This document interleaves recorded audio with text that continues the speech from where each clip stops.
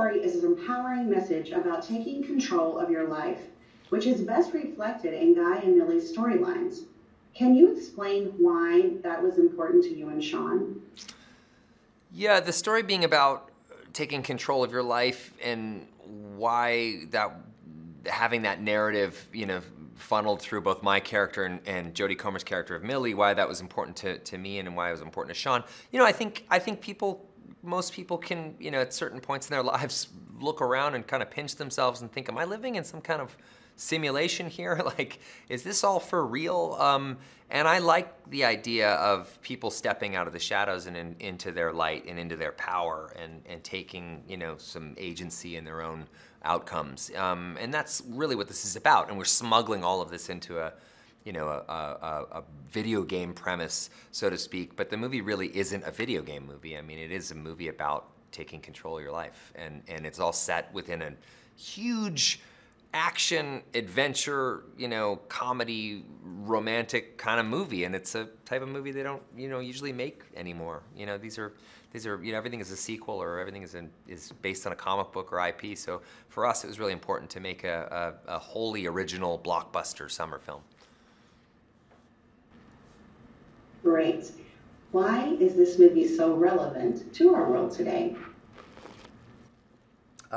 So the question is why is the movie so relevant to our world today? I think a lot of people feel like their daily lives, I mean, while these are obviously not, I'm not being literal with this, a lot of people sometimes feel like they've spent their day being shot, stabbed, run over, smashed in the face and stripped of their dignity. And that's kind of what happens with NPCs in this movie. And NPCs means non-playable character.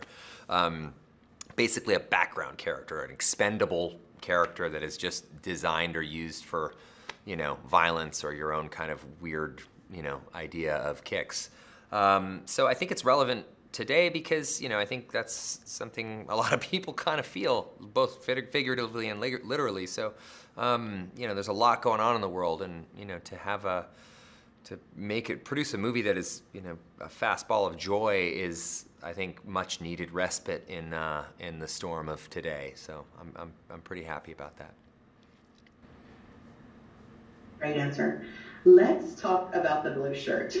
What does it symbolize, and can you explain its significance to someone who hasn't seen the film?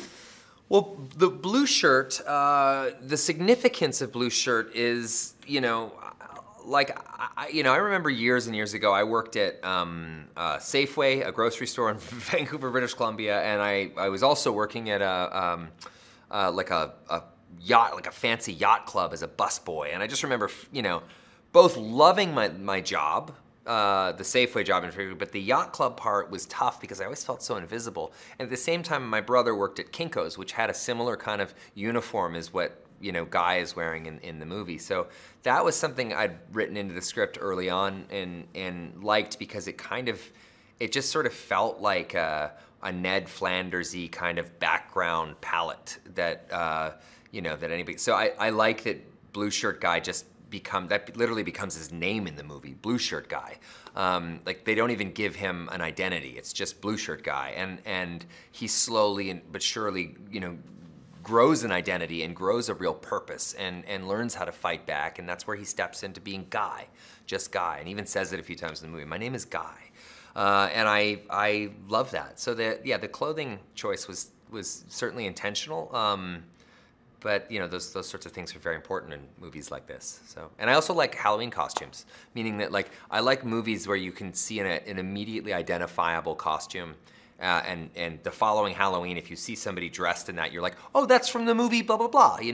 So that's part of it too, is I like that it was immediately identifiable as Guy from our movie. How excited are you for the audiences to finally be able to see Free Guy on the big screen in theaters, no less?